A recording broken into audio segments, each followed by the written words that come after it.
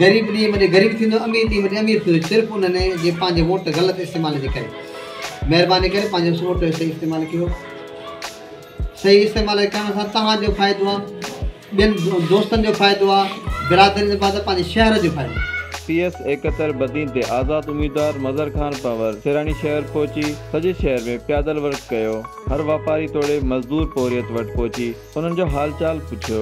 इन मौक़े ते हू प्रेस क्लब सिरानी पहुतो। साफ़ी सां ॻाल्हाईंदे उनजो चवणु हो त तव्हांजी तक़दीर बदिलाए सघे थी, तव्हां पंहिंजे वोट जे ज़रिए मुंहिंजा हथ मज़बूत करियो।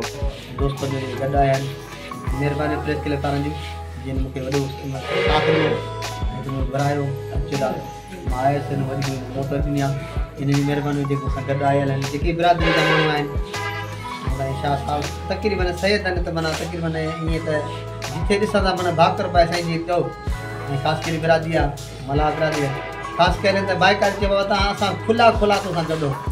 हिकिड़ा माण्हू लिखंदा आहिनि, पर हुन चयो असां खुला तोसां गॾो, तूं जिथे चवंदे असां बीहंदासीं। तव्हांखे सिहत, तइलीम, रोज़गार समेत बुनियादी सहूलियतूं ॾियारींदुसि। हिन वक़्तु असांजा शहर खंडर बणियल आहिनि, रोड रस्तनि जी हालत ख़राबु आहे, इस्पताल में दवाउनि जी किल्लत आहे, मरीज़नि खे परेशानी जो मुंहुं ॾियणो पवे थो। तइलीम मुकमल तबाही जे किनारे ते पहुतल आहे, सवें स्कूल बंदि पयल आहिनि। तव्हां पंहिंजे रोशन मुस्तक़बिल लाइ मूंखे मोटरे कामयाबु करियो। हमीद ख़ासकेली, मीडिया ज़ा न्यूज़ ST सिरानी। हे मूंसां गॾु आहिनि, उनजी महिरबानी।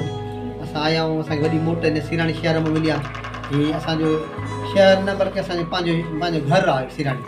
उहे कुंभार बिरादरी आहे, काफ़ी दोस्त मूंखे मोट बि ॾिननि, ऐं मुंहिंजो पंहिंजो घरु आहे। हिते मां आयो आहियां तव्हांजे